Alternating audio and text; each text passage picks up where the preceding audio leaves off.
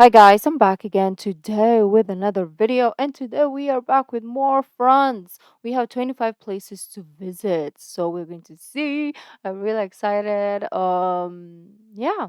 You guys have also restored my fascination to France. So I'm excited. Everybody was like, yeah, it's tourist safe and it's beautiful. You should go if you have a chance. And I'm like, okay, I trust you guys more than um I don't know, more than the media. I mean, I don't know why I trust you. Like, oh, should I? Like, am I falling for craziness? Okay. Trust you guys, okay? So I am putting my life on the line because I mean, why would you watch my channel? It means that we're all delulu and crazy of a certain wavelength. Because why the fudge would you, right? So because of that, I trust you guys. Yeah, yeah. hmm I've decided. But anyways, beautiful people, let's begin. What's up, guys? My name is Ryan, and I recently returned from traveling around France, and I want to share with you my favorite places. So here's my France top 25. Let's get it. After visiting France, it's easy to see why it's the most visited country in the world. It's home to endless history, enchanting towns, from the towering Alps to the chic French Riviera. France is waiting to be experienced. Let's start this video off at Etretat. Located about a Etretat. 3 hours drive from Paris, this was the first place I went to when I got to France. Never heard of Etretat before, but this looks crazy. It looks like a very sunny Scotland, if you get what I'm trying to say, because we've seen a lot of Scotland places to visit and it's so stunning and beautiful, but it's very gloomy. But that is also like my soul. I'm a gloomy energy. Anyways, I'm not sunny. It depends. Okay. I'm very, hot and cold, not in between, hot and cold. So, yeah, whenever we see Scotland, it was like, oh my gosh, it's so like dull and sad. But then this is practically the same, but with sun. Beautiful. Main reason I wanted to come here was to witness the impressive sea cliffs. When we reached Etretat, we walked through the beautiful I even coastal like the town name. and arrived at the beach. It had this nice pebblestone sand, and you could get a view of the cliffs. I mean, they were freaking huge, a lot bigger than I expected. Now, after we decided to walk on top of the cliffs, we strolled along the beautiful boardwalk and made it to the top. My favorite features of the cliffs are the sea arches. There are 3 of them, and I also like the pointed sea stack called l'Aiguille. After a bit, sea fog started to roll in and gave the area such a different feel. It was Okay, there we just so go. much It's fun being on more top like of those Scotland, cliffs. no? If you can, I recommend staying until sunset. The sun will hit the cliffs perfectly, lighting them up with an orange glow. Afterwards, we're going to visit the island of Corsica. Located right above the island of Sardinia, Corsica is this massive island full of so many diverse landscapes. It's home to jagged mountains and some of France's best coastline. Now, one of my favorite spots on the island is Bonifacio. It's this medieval town built upon these limestone cliffs. It's nicknamed the Mediterranean Sentinel. Now, it's located right in the most southern point in the island. Nearby, there are some more incredible white cliffs with crystal clear waters. Another one of my favorite spots in Corsica is the Calanques de Piana. There are these sharp red cliffs that dive into the sea. They have such a distinct color, and there's a windy road that drives right through them. There's also some incredible beaches in the area, such as Plague de Busaglia. Afterwards, we're going to visit the French Alps. Now, this is easily one of my favorite regions in all of France. It's home to the incredibly massive Mont Blanc, which is the highest mountain in all the Alps at 4,807 meters. Mont Blanc doesn't have the most prominent peak compared to other mountains, but it's just hard to comprehend how huge this mountain is. Now, the town located at the base of Mont Blanc is Chamonix. It's a hub for some of Europe's best skiing and hikes. I really enjoyed walking around the town. It reminded me of a French Zermatt. Now, one thing you gotta do while you're there is take the gondola to l'Aiguille du Midi. Now, to get there, you can take a 20-minute cable car ride, which holds the world record. Okay, all these things are really beautiful. Now, real question. Where do we get the money to do that though? Like, if you can include it in your video, thank you, kind sir. But I would love to know where we're gonna get like the funds, right? Thank you. Indeed. Now, to get there, you can take a 20-minute cable car ride, which holds the world record for the highest vertical ascent by a cable car with an altitude gain of over Whoa. 2,807 I'm scared meters. of It heights. costs about 69 euros for a round trip ticket to the top. Now, while I was there, it was extremely packed. I think there was like some holiday going on, so just plan accordingly. You'll take 2 lifts up. I mean, it's just wild how steep it is. Now, when you reach the top, you'll be at an elevation of 3,843 meters. You can definitely feel the shortness of oxygen in your lungs. When you get off the lift, you'll walk through this Oh. labyrinth of tunnels carved straight out of the granite. There's tons of walkways and platforms to explore. You'll get an excellent view of Mont Blanc and the other mountains. Now, one thing I thought was crazy is that there's a place where the mountaineers exit to either go hike to Mont Blanc or just explore the glacier. L'Aiguille du Midi was such an incredible experience and definitely the highlight of our time in the French Alps. Now, when you get back to Chamonix, another thing you can do is take the train to Mer de Glace. You can get a Mont Blanc multipass for about 83 euros. This will both let you take the train and the lift to 83 L'Aiguille du euros. Midi. Now, the train winds up the mountain and you get some great views along the way. Sit on the left-hand side, get the best views. Now, when you reach the top, you'll be able to see the Mer de Glace. It's the second largest glacier in all of Europe. I mean, what's sad is when you look at pictures of over 150 years ago and you see how much this glacier has shrank. Regardless, the whole area is breathtaking. You'll get views of the surrounding mountains. They're just like so jagged. I've never seen anything like them. There's also a restaurant and hotel up top. Afterwards, we're going to visit the nearby city of Annecy. Now, located at the foot of the Alps, about an hour's drive from Chamonix, this alpine town is famous for its canals, hence it's called the Venice of the Alps. Now, the city is just absolutely magical, but what I love about the region is the Lake Annecy. It's surrounded by scenic mountains, and it's known as one of the cleanest lakes in all of Europe. I mean, I can't think of a better place to enjoy on a Clear. hot summer day. One of the crowning features of the area is the Chateau de Menthon Saint Bernard. The first fortress was built here around 1,000 years ago, and today it stands as one of the most impressive castles in all the Alps. We decided to explore it. It cost about 11 euros to enter. I was just astonished by the size of it and how well the castle was preserved. There was a massive courtyard with perfectly laid stones. The chateau's interior was just as impressive. It's just wild to think people lived in such luxury hundreds of years ago. I mean, I can't imagine what it must have been like to live there back then. After the Alps, we're going to head over to the Alsace region, now located in eastern France, bordering Germany and Switzerland. The Alsace region is famous for its fairy tale cities, wine country, and rich history. Over the centuries, the region has alternated between French and German control, and today it represents a mix of those cultures. The capital of Alsace is Strasbourg. It's home to the formal seat of the European Parliament. Another enchanting city in the region is Colmar. If you want to escape the cities, you can experience the Alsace wine route. It's a 170-kilometer long route that passes through some of France's greatest wine country and picturesque towns. One of my favorites is the quaint village of Rukaiya. It's believed to be the village that inspired the town from Beauty and the Beast. Even if you don't drink wine like me, it's impossible to not fall in love with this region of France. After, we're going to France's capital of Paris. Now, since the 17th century, Paris has been Europe's major center of finance, diplomacy, fashion, and the arts. Paris is one of the world's most visited cities, and with all its attractions and fascinating history, it's easy to see why. Paris's most recognizable attraction is the Eiffel Tower. It was built in 1889 for the World Fair. The Eiffel Tower is 324 meter high, which made it the tallest man-made structure in the world until 1930. Another popular attraction is the Louvre Museum. It's the world's largest art museum, and it's home to Da Vinci's Mona Lisa. You can also take a drive around the Arc de Triomphe or walk the grounds of the Palace of Versailles. And there's just so much to see in this grand city. Now, So after, we're going to beautiful. visit the Loire Valley.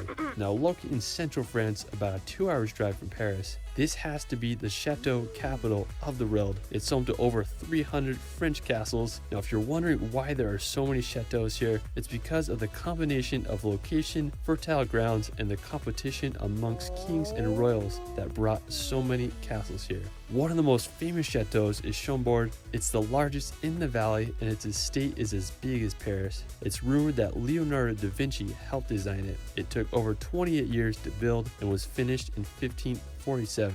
Now from above you can see its perfectly square moat that was built to protect the castle, and it's truly a mind-blowing piece of architecture. Now another one of my favorites is the Chateau de Shunansu, built in the early 16th century. What's wild about this chateau is it's built upon a river. I mean, I love all the arches. It's definitely one of the most beautiful buildings in all of France. After, we're going to head down to southern France to the French Riviera. Now located on the southeast corner of France, I have to say that the French Riviera is home to some of the world's best coastline. One stunning city on the French Riviera is Menton. It's strikingly beautiful with its colorful buildings, complemented with a backdrop of the Maritime Alps. We stayed several days here and I really enjoyed just walking around the city. Menton was a part of Italy until 1860, when it and the rest of Nice County was added to France. There's a great boardwalk that Oh, that's why it's very close to Italy. I didn't think it was part.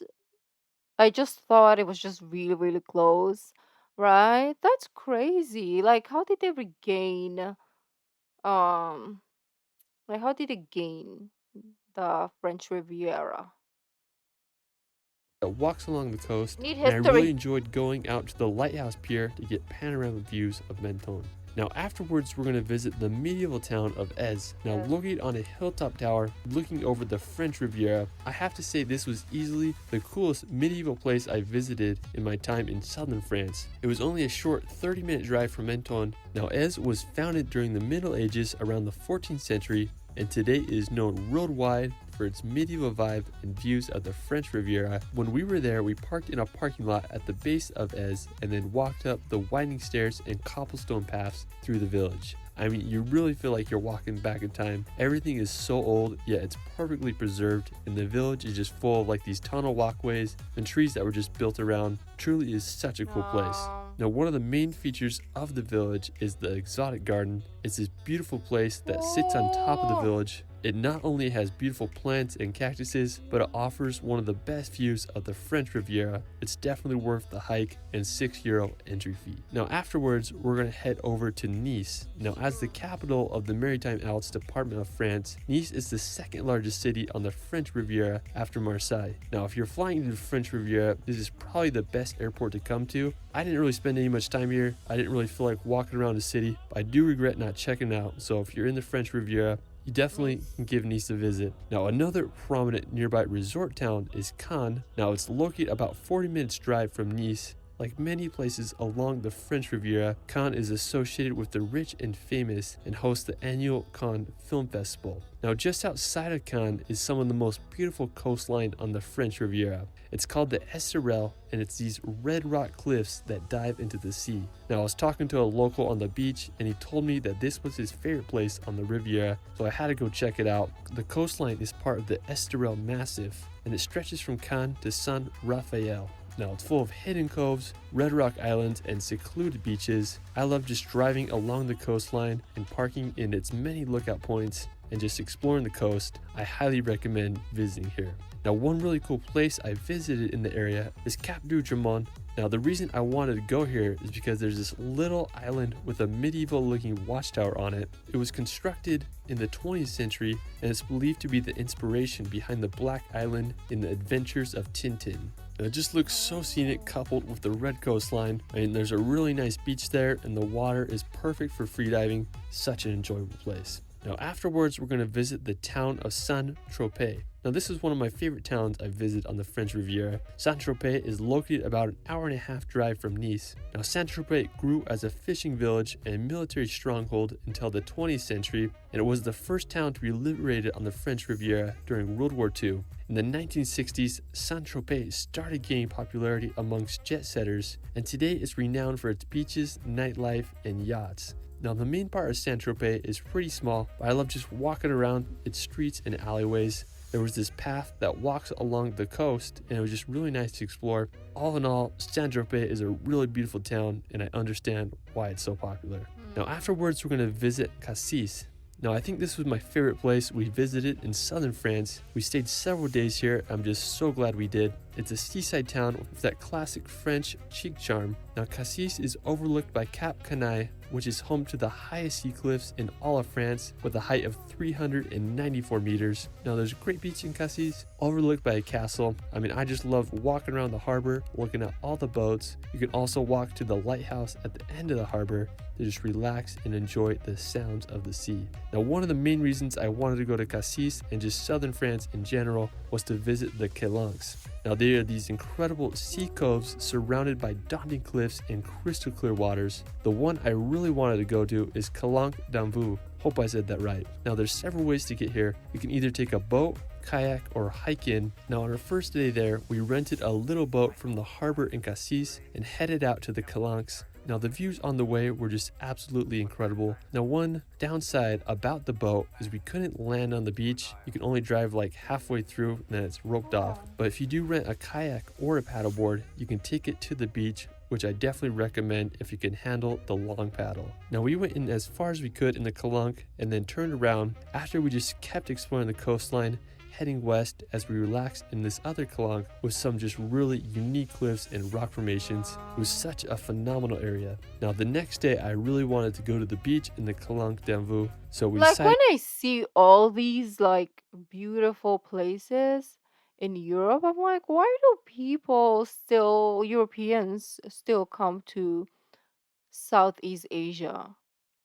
Like, you guys have a beautiful beach and it seems like there is sunny times.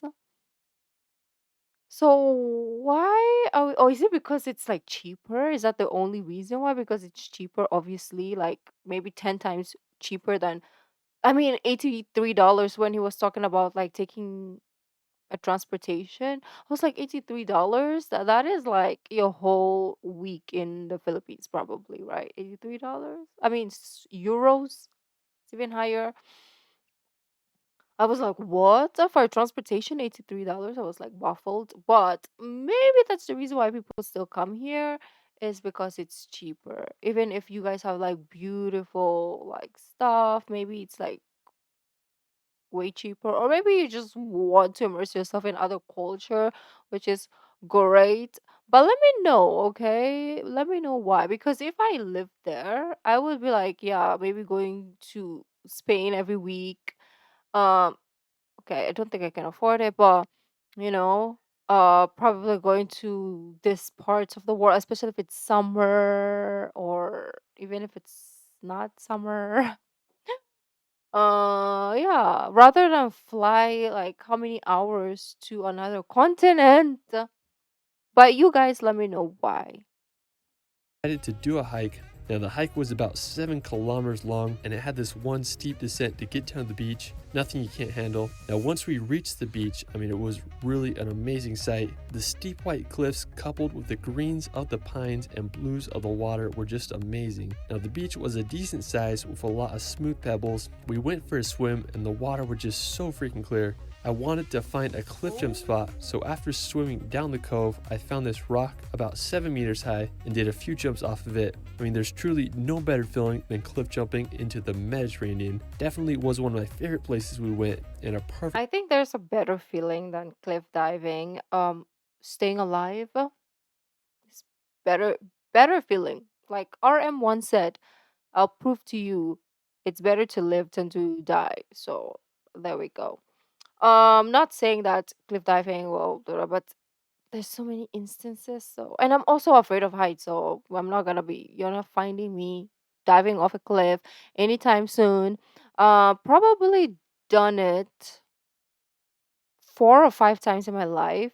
That's still a lot, but that's when I was younger, when you don't give a fudge about anything in the world because you think you're immortal. But now that I grew up, I'm like, yeah, it's not me. No. But Place good to for end you. our time on the Côte d'Azur. While we're still in southern France, Oh. we're going to visit the Verdun Gorge. Now, located about a 2 hours drive from Nice, the Verdun Gorge is one of the most impressive canyons Gorgeous. in all of France. Now, one of my favorite places in the gorge is the That water is fake, guys. What is this? It's so like milky blue. That is so beautiful. Oh my gosh. So beautiful. That's why I question, why do you guys leave this and then come here? Because like you have it. The view from Pont du Caletas, you get a view of the dramatic cliffs contrasted with the strikingly blue water. Now, while you're there, you can rent a boat or paddleboard and explore the gorge. You can also drive on top and get some more phenomenal views. After, let's head over to the medieval fortress of Carcassonne. Now, when I imagine medieval Europe, I don't think there's a better place that exemplifies it better than this fortified city. Located in southern France, Carcassonne began as a Roman fortified hilltop and was given to the They're ready Visigoths for in the Attack on 5th Titan, century if to ever. continue to Or fortify a and zombie build the apocalypse. city. Throughout the centuries, Carcassonne proved to be an impregnable fortress as army after army failed to overtake the protected city. Today, the city consists of 53 towers that are protected by its 2 outer walls. It remains as one of Europe's greatest medieval gems. Afterwards, we're going to head over to the Pyrenees Mountains. Now, straddling both France and Spain, the Pyrenees are a mountain range that separates the Iberian Peninsula from the rest of Europe. Now, one of the most impressive places in the Pyrenees is the cirque. I really love horseback riding. I mean, I don't do it often because, like, I don't have a horse. I have to go to the horse place, whatever they're called. And it also hurts your freaking thighs, okay? In the morning, you walk like you just got, you know, from the. So it's, yeah, it's a lot of work, but they're so fun.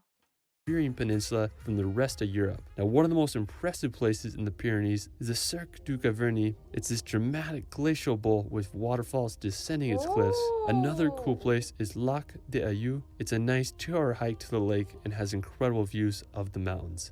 After, we're going to visit the region of Brittany. Now, located on the northwestern tip of France, Brittany is full of rugged beaches and countless lighthouses. So beautiful. So Guernsey and Jersey are there. Are they considered English or French? Because I'm still confused. Because obviously I watch some YouTubers from those two. I don't even know what they're called. Channels? Whatever. Those two places. And I'm like, what are they? Because they have like British accent, but they're close to France. But then they're in the English channel. So you guys explain because that history I can never. Incredible views of the mountains. After, we're going to visit the region of Brittany. Now, located on the northwestern tip of France, Brittany is full of rugged beaches and countless lighthouses. One thing that is particularly fascinating about Brittany is its presence of megalithic monuments. There are thousands of stones scattered around the region, ranging from ancient tombs to single standing stones that were arranged by Neolithic people over 7,000 years ago. I mean, just pretty interesting if you ask me. Now, aside from the ancient megaliths, Brittany is home to some stunning coastal towns. One of my favorites is Les Conquets. It's an ideal maritime city with a picturesque harbor. One of the highlights of the area is the Kermovan Lighthouse. I mean, just such a beautiful setting. Now, for our final destination, we're going to visit Mont Saint Michel. I have to say, this was probably my favorite place I visited in France. The water This kind of place was dried just down. truly magical. Now, to get there, it's a 4-hour drive from Paris. When we arrived, we checked into our Airbnb and made the long walk to Mont Saint Michel. Is your Now, you can't drive Airbnb? directly to the tidal island. Instead, you can park in the parking lots outside and either take a shuttle or walk about 4 kilometers. Now, I definitely recommend walking if you can. As you approach the island, it's quite the experience. And it just made me think of how the people must have felt throughout the ages as they came here. I mean, just truly something out of a fantasy film. Now, when you reach the island and walk through the gates, you feel like you're walking into a Harry Potter movie. It was as if I was walking down Diagon Alley. Now, we had such a good time walking through the winding alleyways and marveling at all the details. The Abbey is the crowning feature of the island. Its construction began in the 10th century and was added onto throughout the ages. Now, due to its strategic position and dangerous changing tides, the Abbey and the rest of the island remained protected throughout history. Now, around sunset, the tide started to come in. I was amazed by how fast the water levels were rising. I mean, I understand now why it was so dangerous for the medieval pilgrims kilograms to walk to the island. Now, on our way back, we met up with some sheep in the fields. I mean, truly, it was a special experience and one of my favorite memories from my time in France. Now, the next day, we woke up to see Mont Saint Michel for sunrise. On our way back, we ran into a herd of sheep storming through the streets on their way to eat some morning grass. I mean, definitely it was the perfect way to end our time at Mont Saint Michel. Well, that is it for my France top 25. That's I'm nice. barely scratching the surface, so be expecting a part 2 coming soon. Oh, yeah. Let me know where your favorite place is in the comments below. I also started a Spanish channel. If you prefer to watch my videos in Espanol, I did a video on France you might enjoy. You can find me on Instagram and TikTok at shirley.films. It's Ryan, and we will see you later. This is one video that I don't know which one I want to go to. Like, I've loved every place. It's just, it has this unique every I don't know, I cannot choose because I want to go to the Alps part. I want to go to the south of France, obviously. I want to go there, the last place I went, and I also, duh, we've been here, done that. We've talked about me, like Paris is my number one, right? Ever since the world begun. So it's definitely tough to choose because they're all so beautiful. If obviously I can afford to, I will go to all of them. And the sheeps are so cute. But anyways, I think we have sheeps here too. Do we? Probably. Have I ever seen a sheep? Oh, I think I've. Is there are there goats? Maybe they're sheeps. We'll see. I think I've seen sheep before. Not in the zoo, but like in real life. I think so. I'm trying to convince myself right now. Yeah. But this video has been so beautiful, and yeah, lately we've been having a great experience with France. Like the tainted image that I had is gone. So gone. I really am in love with France again and I would love to go there. Well, thank you guys for joining me and hopefully I can post tomorrow. So click the bell button so you will be notified whenever I do upload. Thank you guys for joining me as always and I'll see you in the next video. Bye.